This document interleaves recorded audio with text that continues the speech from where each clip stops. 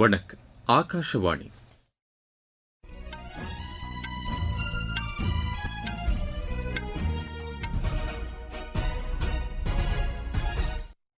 செய்திகள் வாசிப்பவர் கோபாலகிருஷ்ணன். தலைப்புச் செய்திகள். சர்வதேச செவிலியர்கள் தினம் இன்று கொண்டாடப்படுவதை ஒட்டி சிறந்த செவிலியர்களுக்கான பிளாரன்ஸ் நைட்டிங்கேல் விருதுகளை குடியரசுத் தலைவர் திருமதி திரௌபதி முர்மு புதுதில்லியில் இன்று வழங்குகிறார். அசாமில் பிஜேபி அரசு மூன்றாவது முறையாக இன்று பதவியேற்கிறது. இந்நிகழ்ச்சியில் பிரதமர் திரு நரேந்திர மோடி உள்ளிட்ட தலைவர்கள் பங்கேற்கின்றனர். மகளிர் மேம்பாடு என்ற நிலையிலிருந்து மகளிர் தலைமையிலான மேம்பாடு என்ற அணுகுமுறையில் இந்தியா செயல்பட்டு வருவதாக மக்களவைத் தலைவர் திரு ஓம் பிர்லா கூறியுள்ளார். நாட்டில் கடந்த 12 ஆண்டுகளில் ரயில்வே கட்டமைப்புகள் பெருமளவு மேம்படுத்தப்பட்டுள்ளதாக அத்துறைக்கான அமைச்சர் திரு அஸ்வினி வைஷ்ணவ் தெரிவித்துள்ளார். ஆசிய இளையோர் குத்துச்சண்டை சாம்பியன் போட்டியின் மகளிர் பிரிவில் இந்தியா 4 வெண்கலப் பதக்கங்களை வென்றுள்ளது. இனி விரிவான செய்திகள். சர்வதேச செவிலியர்கள் தினம் இன்று கொண்டாடப்படுவதை ஒட்டி சிறந்த செவிலியர்களுக்கான பிளாரன்ஸ் நைட்டிங்கேல் விருதுகளை குடியரசுத் தலைவர் திருமதி திரௌபதி முர்மு புதுதில்லியில் இன்று வழங்குகிறார். இத்தாலியில் பிறந்து செவிலியர் பணியில் அர்ப்பணிப்புடன் செயல்பட்ட பிளாரன்ஸ் நைட்டிங்கேலின் பிறந்த தினம் ஒவ்வொரு ஆண்டும் மே 12ஆம் தேதி சர்வதேச செவிலியர் தினமாக கொண்டாடப்படுகிறது. இதனையொட்டி இந்தியாவில் சிறப்பாக செயல்பட்ட செவிலியர்களுக்கு தேசிய விருதுகள் வழங்கப்படுகின்றன. புதுதில்லியில் குடியரசுத் தலைவர் மாளிகையில் இன்று நடைபெறும் நிகழ்ச்சியில் குடியரசுத் தலைவர் திருமதி திரௌபதி முர்மு சிறப்பாக செயலாற்றிய செவிலியர்களுக்கு விருதுகளை வழங்கி கௌரவிக்கிறார்.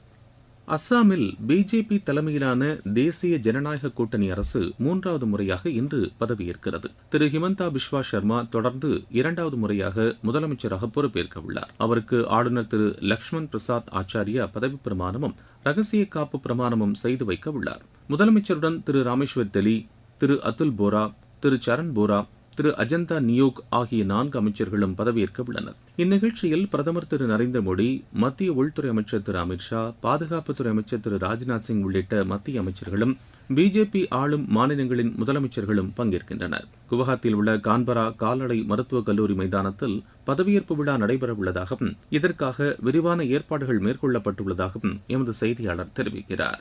பிரதமர் திரு நரேந்திர மோடி 5 நாடுகளுக்கு 6 நாள் அரசுமுறை பயணமாக வரும் 15ஆம் தேதி புறப்பட்டுச் செல்கிறார். முதலில் ஐக்கிய அரபு எமிரேட்ஸ் செல்லும் அவர் அந்நாட்டு அதிபர் திரு ஷேக் முகமது பின் சையத் அல் நஹ்யானை சந்தித்து பேச்சு நடத்த உள்ளார். அதைத் தொடர்ந்து நெதர்லாந்து, ஸ்வீடன் ஆகிய நாடுகளுக்கு செல்லும் பிரதமர் அந்நாடுகளின் பிரதமர்களை சந்தித்து இருதரப்பு பேச்சு நடத்துகிறார். பின்னர் நார்வே செல்லும் பிரதமர் இந்தியா நார்டிக் உச்சிமாநாட்டில் பங்கேற்க உள்ளார். 43 ஆண்டுகளுக்கு பிறகு இந்திய பிரதமர் ஒருவர் நார்வே செல்வது இதுவே முதன்முறையாகும். அதனைத் தொடர்ந்து பிரதமர் இத்தாலி செல்ல உள்ளார்.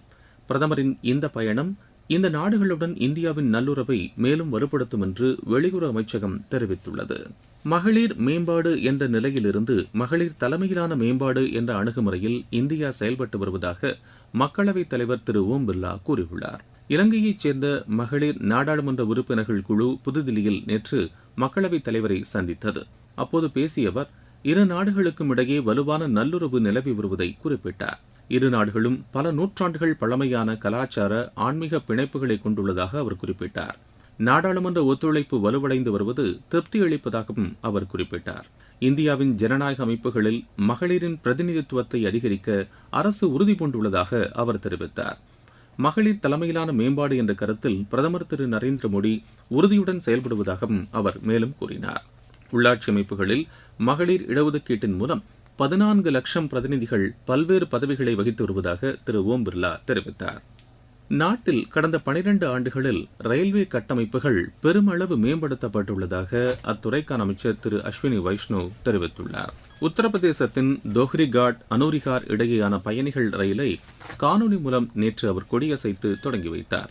இந்த ரயில் பூர்வாஞ்சல் பகுதியில் போக்குவரத்து இணைப்பை வலுப்படுத்துவதில் முக்கிய பங்காற்றும் என்று அவர் குறிப்பிட்டார். முன்பு நீண்ட காலம் நிலுவையில் இருந்த ரயில்வே திட்டங்கள் 2014ஆம் ஆண்டுக்கு பிறகு விரைந்து செயல்படுத்தப்பட்டதாக அவர் கூறினார். கடந்த 12 ஆண்டுகளில் உத்தரப்பிரதேசம் உள்ளிட்ட அனைத்து மாநிலங்களிலும் ரயில்வே கட்டமைப்புகளை மேம்படுத்த பெருமளவு நிதி ஒதுக்கீடு செய்யப்பட்டுள்ளதாக அவர் தெரிவித்தார். உத்தரப்பிரதேசத்தில் அம்ரித் பாரத் ரயில் நிலைய மேம்பாட்டு திட்டத்தின் கீழ் 157 ரயில் நிலையங்கள் மேம்படுத்தப்படுவதாகவும் இதில் 28 நிலையங்களில் மேம்பாட்டுப் பணிகள் நிறைவடைந்துள்ளதாகவும் திரு அஸ்வினி வைஷ்ணவ் கூறினார். நீங்கள் கேட்டுக்கொண்டிருப்பது ஆகாஷவாணியின் செய்தி அறிக்கை.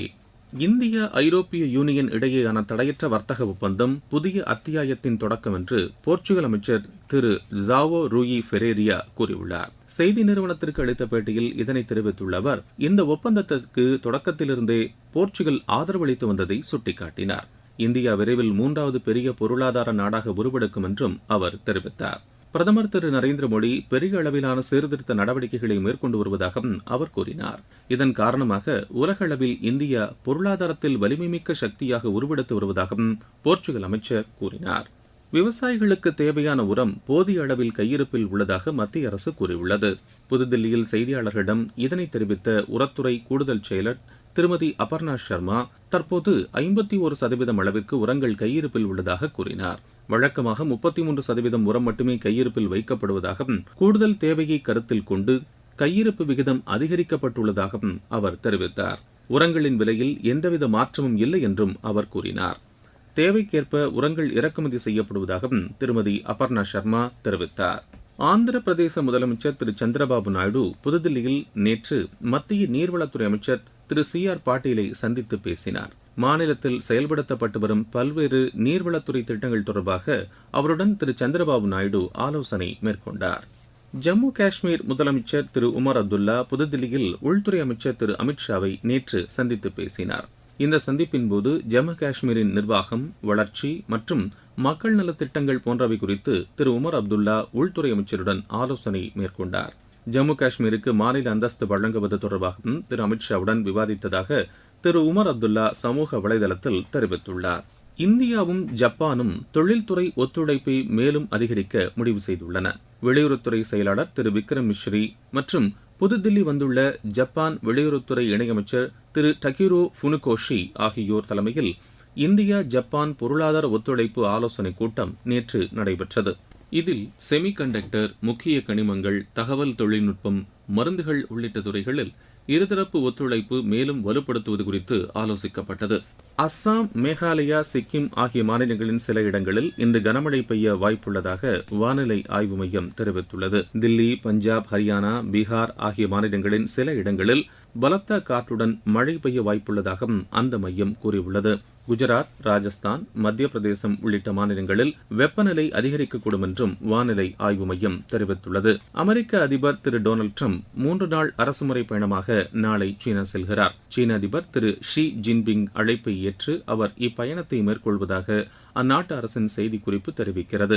மேற்காசியாவில் நிலவ வரும் பதற்றமான சூழ்நிலைக்கு இடையே இரு தலைவர்களின் சந்திப்பு முக்கியத்துவம் பெறுவதாக ஏஜென்சி செய்திகள் தெரிவிக்கின்றன. 15 மற்றும் 17 வயதுக்குட்பட்டோருக்கான ஆசிய குத்துச்சண்டை சாம்பியன் போட்டியின் மகளிர் பிரிவில் இந்தியா 4 வெண்கலப் பதக்கங்களை வென்றுள்ளது. தாஷ்கண்டில் நடைபெற்று வரும் இப்போட்டியின் நேற்றைய ஆட்டங்களில் இந்தியாவின் குஷி சந்த், மம்தா உள்ளிட்டோர் வெண்கல பதக்கங்களை வென்றனர். மகளிர் பிரிவில் இந்தியாவின் 8 வீராங்கனைகள் இறுதிச் சுற்றுக்கு தகுதி பெற்று பதக்கத்தை உறுதி செய்துள்ளனர். ஐபிஎல் கிரிக்கெட் போட்டியில் தில்லி அணி 3 விக்கெட் வித்தியாசத்தில் பஞ்சாபை வென்றது. தரம்ஷாலாவில் நேற்று நடைபெற்ற ஆட்டத்தில் முதலில் பேட் செய்த பஞ்சாப் அணி நிர்ணயிக்கப்பட்ட 20 ஓவரில் 5 விக்கெட் இழப்பிற்கு 210 ரன் எடுத்தது. 211 ரன் எடுத்தால் வெற்றியின் இலக்குடன் பின்னர் களமிறங்கிய தில்லி அணி 19 ஓவரில் 7 விக்கெட் இழப்பிற்கு 216 ரன் எடுத்து வெற்றி பெற்றது. மீண்டும் தலைப்புச் செய்திகள். சர்வதேச செவிலியர்கள் தினம் இன்று கொண்டாடப்படுவதையொட்டி சிறந்த செவிலியர்களுக்கான பிளாரன்ஸ் நைட்டிங்கேல் விருதுகளை குடியரசுத் தலைவர் திருமதி திரௌபதி முர்மு புதுதில்லியில் இன்று வழங்குகிறார். அசாமில் பிஜேபி அரசு 3வது முறையாக இன்று பதவியேற்கிறது. இந்நிகழ்ச்சியில் பிரதமர் திரு நரேந்திர மோடி உள்ளிட்ட தலைவர்கள் பங்கேற்கின்றனர். மகளிர் மேம்பாடு என்ற நிலையிலிருந்து மகளிர் தலைமையிலான மேம்பாடு என்ற அணுகுமுறையில் இந்தியா செயல்பட்டு வருவதாக மக்களவைத் தலைவர் திரு ஓம் பிர்லா கூறியுள்ளார். நாட்டில் கடந்த 12 ஆண்டுகளில் ரயில்வே கட்டமைப்புகள் பெருமளவு மேம்படுத்தப்பட்டுள்ளதாக அத்துறைக்கான அமைச்சர் திரு அஸ்வினி வைஷ்ணவ் தெரிவித்துள்ளார். ஆசிய இளையோர் குத்துச்சண்டை சாம்பியன் போட்டியின் மகளிர் பிரிவில் இந்தியா 4 வெண்கலப் பதக்கங்களை வென்றுள்ளது. இத்துடன் இந்த செய்தி அறிக்கை நிறைவு பெறுகிறது.